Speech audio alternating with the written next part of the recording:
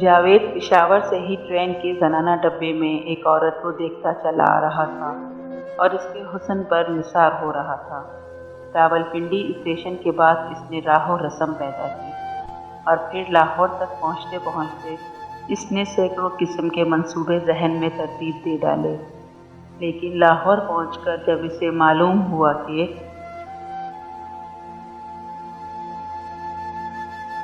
وہ inter class کے زنانہ ڈبے سے نکلی، اس کے ہاتھ میں چھوٹا سا اٹیچی کیس تھا۔ جاوید پشاور سے اسے دیکھتا چلا آ رہا تھا۔ راولپنڈی کی اسٹیشن پر گاڑی کافی دیر ٹھہری تو وہ ساتھ والے زنانہ ڈبے کے پاس سے کئی مرتبہ گزرا۔ لڑکی حسین تھی، جاوید اس کی محبت میں گرفتار ہو گیا۔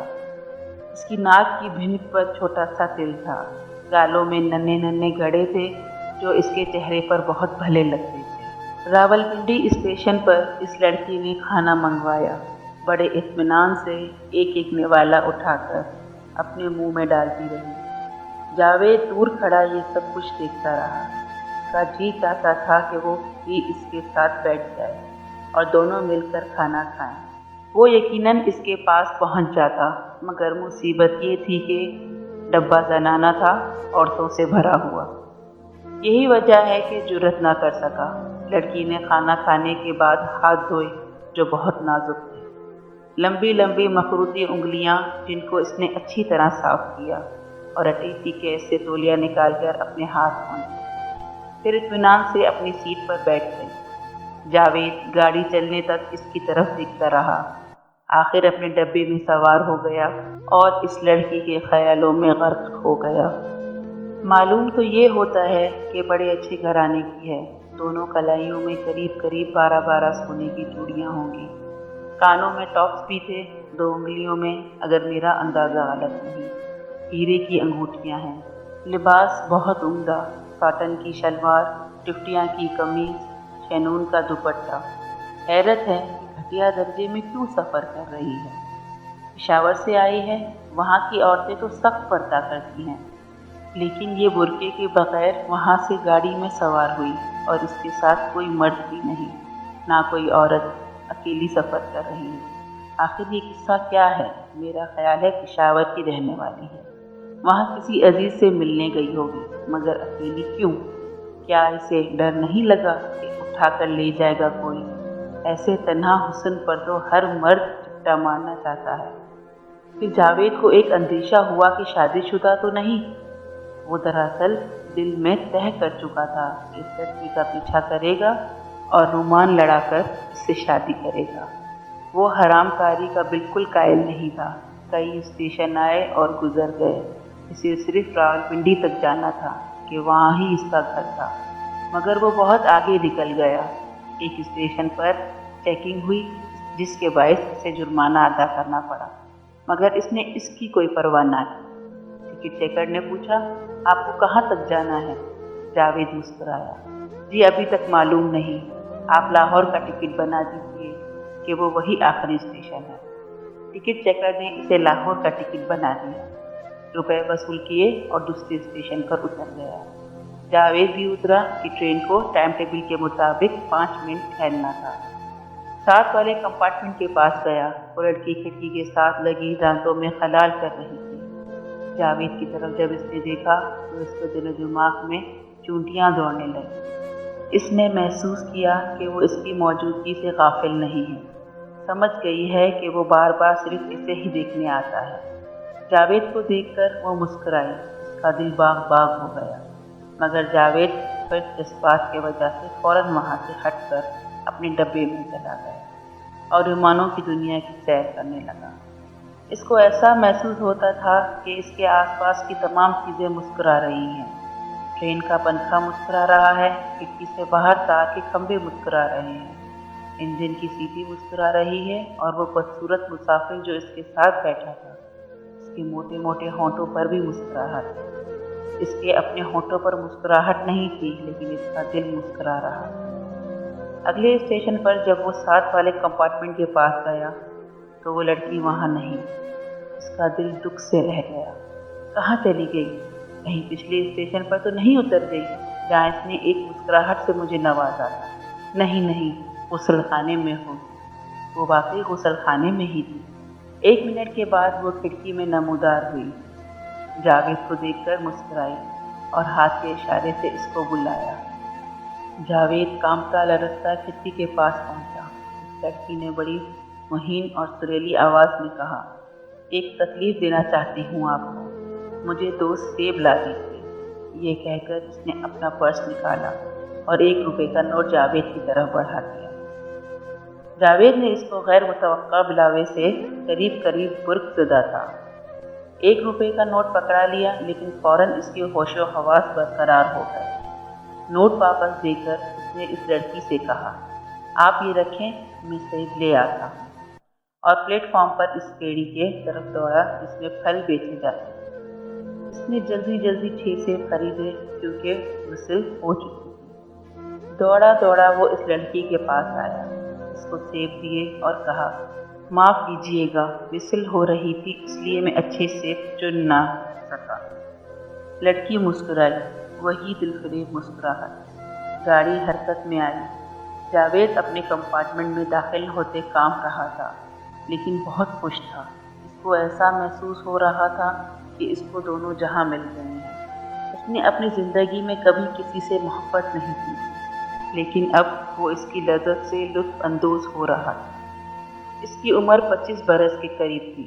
اس نے سوچا کہ اتنی دیر میں کتنا خوش رہا ہوں۔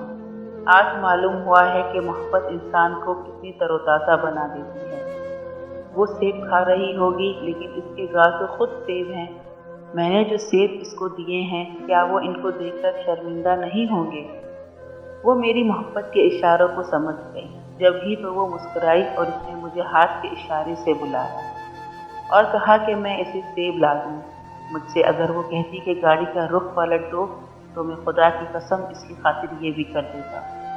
وہ مجھ میں اتنی طاقت نہیں، لیکن محبت میں آدمی بڑے بڑے کام انجام دے سکتا ہے۔ فرحات نے شیری کے لیے پہاڑ کاٹ کر نہر نہیں کھودی تھی؟ میں بھی کتنا بے وقوف ہوں۔ اس سے اور کچھ نہیں تو کم از کم یہی پوچھ لیا ہوتا کہ تمہیں کہاں تک جانا ہے۔ خیر، میں لاہور تک کا ٹکٹ تو بنوا چکا ہوں، ہر اسٹیشن پر دیکھ لیا کروں گا۔ ویسے وہ اب مجھے بتائے بغیر جائے گی بھی نہیں۔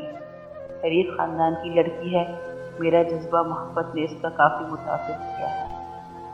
سیب کھا رہی ہے، کاش میں اس کے پاس بیٹھا ہوتا، ہم دونوں ایک سیب کو بیک وقت اپنے دانتوں سے کاٹتے، اس کا منہ میرے منہ سے کتنا قریب ہوتا۔ میں اس کے گھر کا پتہ لوں گا، ذرا اور باتیں کر لوں، پھر راولپنڈی پہنچ کر امی سے کہوں گا کہ میں نے ایک لڑکی دیکھ لی ہے، اس سے میری شادی کر دیجیے۔ وہ میری بات کبھی نہیں ٹالیں گی، بس 1-2 مہینے کے اندر شادی ہو جائے۔ اگلے اسٹیشن پر جب جاوید اسے دیکھنے گیا تو وہ پانی پی رہی تھی۔ وہ جرأت کر کے آگے بڑھا اور اس سے مخاطب ہوا، آپ کو کسی اور چیز کی ضرورت ہو تو فرمائیے۔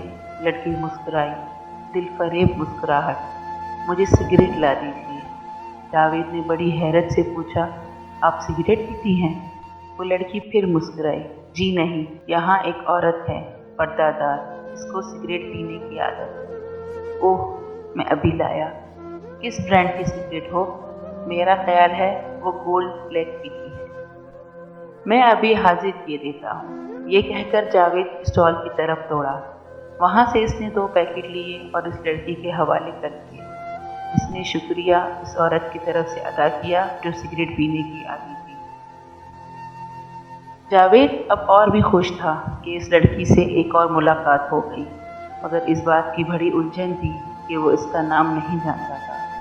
اس نے کئی مرتبہ خود کو کوسا کہ اس نے نام کیوں نہیں پوچھا۔ اتنی باتیں ہوتی رہیں، لیکن وہ اس سے اتنا بھی نہ کہہ سکا۔ آپ کا نام؟ اس نے ارادہ کر لیا کہ اگلے اسٹیشن پر جب گاڑی ٹھہرے گی تو وہ اس سے نام ضرور پوچھے گا۔ اسے یقین تھا کہ وہ فوراً بتا دے گی، کیونکہ اس میں قباحت ہی کیا تھی۔ اگلا اسٹیشن بہت دیر کے بعد آیا، اس لیے کہ فاصلہ بہت لمبا تھا۔ جاوید کو بہت کوفت ہو رہی تھی۔ اس نے کئی مرتبہ ٹائم ٹیبل دیکھا، گھڑی بار بار دیکھی۔ اس کا جی چاہتا تھا کہ انجن کو پر لگ جائیں تاکہ وہ اٹھ کر جلدی اگلے اسٹیشن پر پہنچ جائے۔ گاڑی ایک دم رک گئی۔ معلوم ہوا کہ انجن کے ساتھ ایک بھینس ٹکرا گئی ہے۔ وہ ایک کمپارٹمنٹ سے اتر کر دوسرے والے ڈبے کے پاس پہنچا، مگر لڑکی اپنی سیٹ پر موجود نہیں تھی۔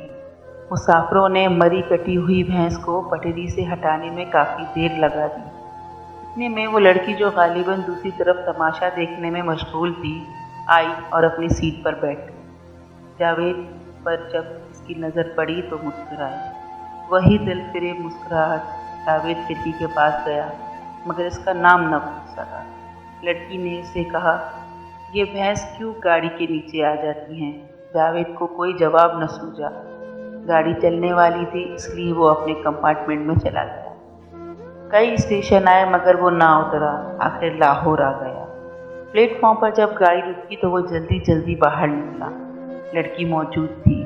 جاوید نے اپنا سامان نکلوایا اور اس سے، جس نے ہاتھ میں اٹیچی کیس پکڑا ہوا تھا، کہا، لائیے اٹیچی کیس مجھے دے دیجیے۔ اس لڑکی نے اٹیچی کیس جاوید کے حوالے کر دیا۔ کولی نے جاوید کا سامان اٹھایا اور دونوں باہر نکلے۔ ٹانگا لیا۔ جاوید نے اس سے پوچھا، آپ کو کہاں جانا ہے؟ لڑکی کے ہونٹوں پر وہی دل فریب مسکراہٹ پیدا ہوئی، جی ہیرا منڈی۔ جاوید بوکھلا سا گیا۔ کیا آپ وہاں رہتی ہیں؟ لڑکی نے بڑی سادگی سے جواب دیا، جی ہاں، میرا مکان دیکھ لیں، آج رات میرا مجرا سننے ضرور آئیے گا۔ جاوید پشاور سے لے کر لاہور تک اپنا مجرا سن چکا تھا۔ اس نے اس طوائف کو اس کے گھر چھوڑا اور اس ٹانگے میں سیدھا لاریوں کے اڈے پہنچا اور راولپنڈی روانہ ہو گیا۔